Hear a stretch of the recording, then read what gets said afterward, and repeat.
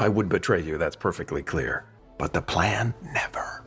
You know, there's a lot of television out there, which you've probably become extremely aware of recently, since odds are you're probably spending a lot more time at home just vegging out in front of a screen. And as such, you are probably checking out some shows that you might not have watched before. So maybe you came upon a Spanish crime drama called Money Heist, and maybe, just maybe, you fell completely in love with it. So, of course, you're probably sitting there right now craving more of the frantic action, deep character drama, and classic heist-style twists and turns. While I can't necessarily give you all of that, what I can give you are a handful of little details and facts about the show that you might not have picked up on while watching it. Now, due to the nature of the things that I'm going to be discussing in this video, I'm just going to go ahead and slap a spoiler warning up there for the most recent season of the show. If you haven't made it all the way through part 4, you might not want to watch this video, especially considering what the first entry is. It's gonna be a doozy. Okay, with all that out of the way, let's go ahead and dive right into it. I don't know where the professor is. Wrong answer. Season 4, or Part 4 if you prefer, ended on a bit of a sour note, with Inspector Sierra coming face to face with the professor at his hideout. Things aren't exactly looking good for the future, but if you didn't immediately jump away during the final credits, you might have caught a little detail that might just hint at how the interaction between Sierra and the professor might go down. A few seconds into the credits, a woman's voice begins singing Bella Ciao, the sort of anthem of the crew. More on that later, by the way. So far in the series, the only people who have sang that song have been the followers of the professor. So whose voice is it that is singing it now? Ah, that's none other than Sierra herself. So what could this mean? Well, it could be hinting that Sierra may be throwing on a red jumpsuit next season. While she has so far been a staunch opponent of the robbers, Money Heist isn't exactly shy about big reveals. Maybe, just maybe, she has been playing the long game, somehow helping the crew out from the other side all along. Guess we'll just have to wait for season 5 to find out for sure. Now, most of you who are watching this video probably discovered Money Heist via Netflix, the main distributor of the show around the globe. But did you know that that's not where the show originated? Yep. It was not conceived as a Netflix original. The show originally aired on the Spanish network Antena 3, and in its first few episodes, it did incredibly well ratings-wise. However, as seasons 1 and 2 went on, viewership quickly tanked. So much so that the series cast and crew pretty much made peace with the idea that the show was a dud. And that's when Netflix came in, offering the show a new life on their streaming platform. And while Netflix did little to really push the series to their subscribers, the gamble has seemed to pay off. While Netflix refrains from releasing official numbers on viewership, it is reportedly now one of the most viewed shows on the platform in Italy, Argentina, Chile, France, Portugal, and Brazil. You know, despite being a fantastic show, you've got to admit, Money Heist isn't exactly going to win any awards for having a super original title. But the show's original title was a bit better. In Spain, where the show was originally produced, the title it was given was La Casa de Papel, which translated into English means the House of Paper. In this case, of course, referring to the fact that the show largely takes place in banks and such, where paper money is often stored. That is a much more interesting title, and is better than the alternative title that they almost went with, La Casa de Carta, or the House of Cards, which was avoided in order to not be confused with the Netflix series by the same name.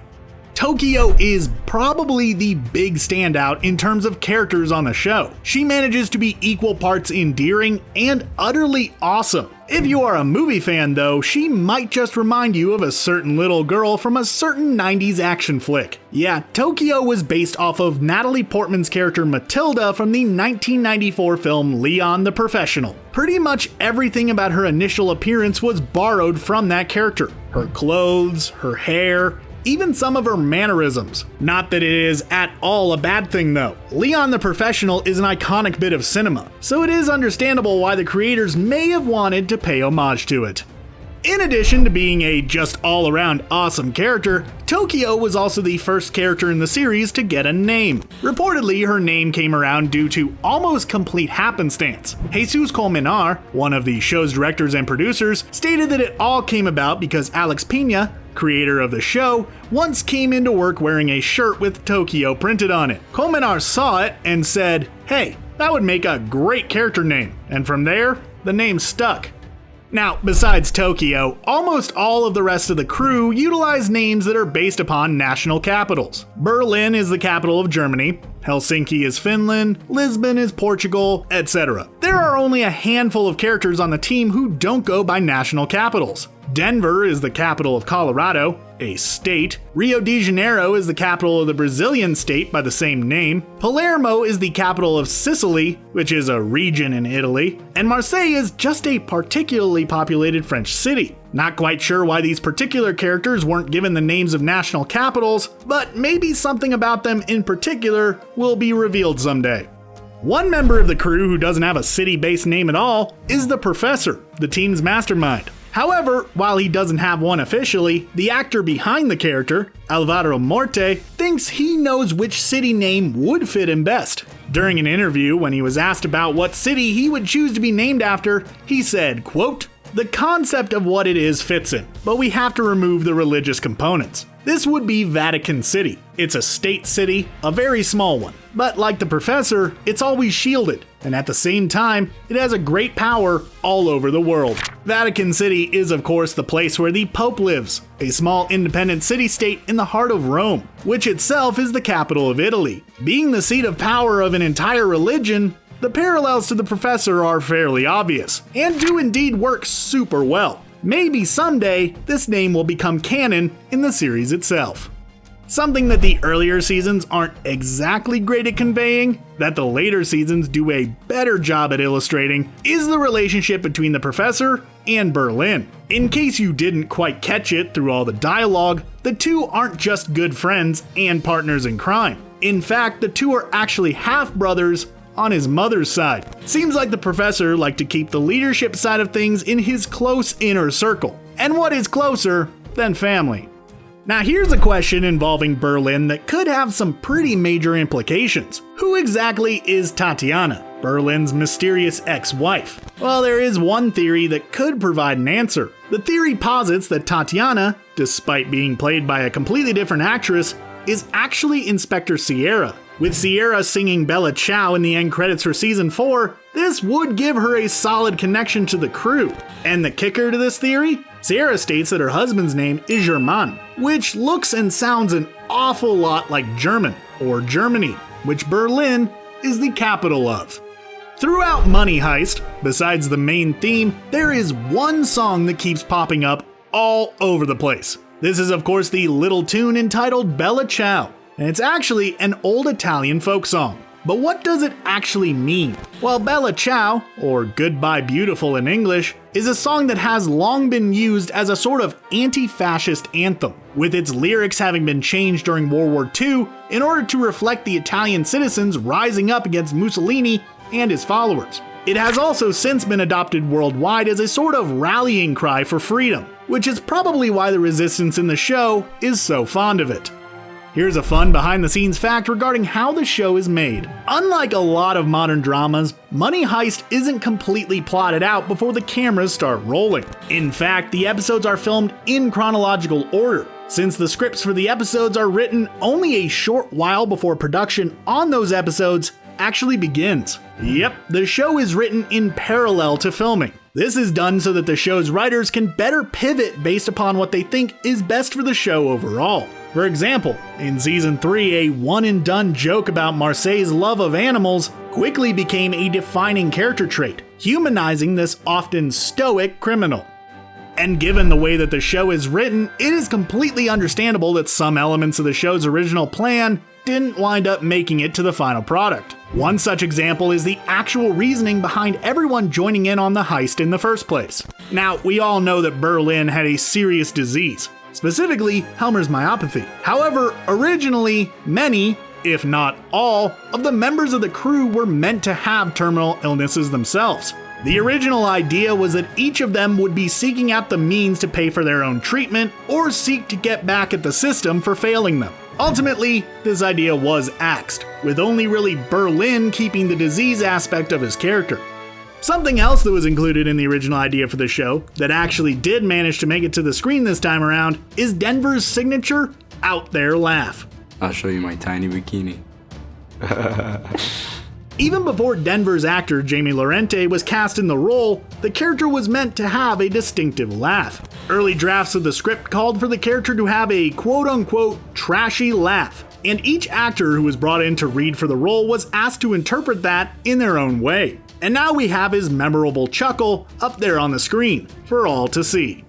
Here is an interesting real-world connection to the show. The iconic red jumpsuits and Salvador Dali masks that the robbers wear on the show have actually been used in real-world protests and even a couple of copycat bank robberies. Protests-wise, the outfits have popped up in demonstrations in Lebanon, Iraq, France, and Chile, which, if you remember from earlier, are some of the countries where the show is reportedly a bigger hit. Couple that with the overall political nature of the show, and it makes sense that the politically minded would latch on to the show's iconography.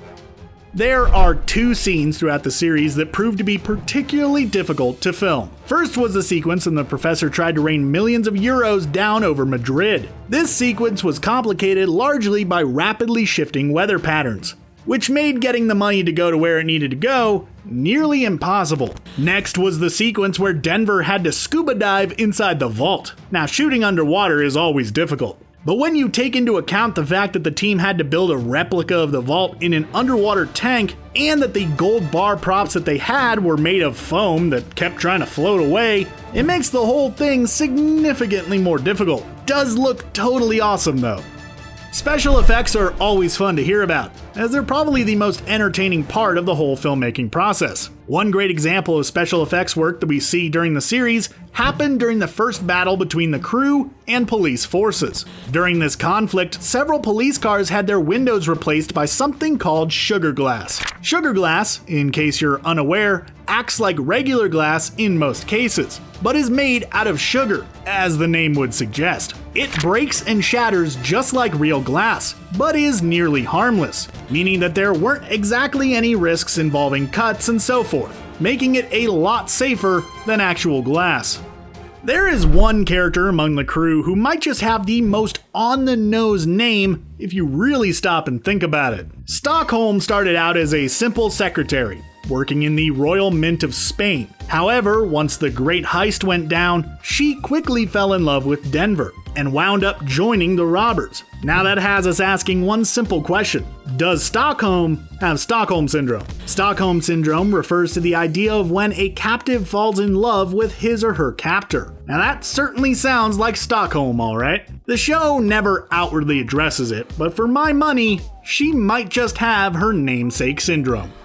One of the more action-packed scenes in Season 4 of Money Heist showed the escaped bodyguard fending off the crew members who were coming at him from both sides. In order to make his escape from that situation, he whipped out 2 pistols and fired them each in a different direction, which is something that we see quite often in movies and TV shows. But how realistic is it to go guns akimbo like that? Is it as effective as the media makes it seem? Nope. In fact, many different experts have tested it out and found that it is nigh on impossible to accurately use dual handguns, meaning the chances of actually hitting any targets are slim to none. So the next time that you're in a gunfight, for whatever reason, I'd avoid trying to utilize your best John Woo moves.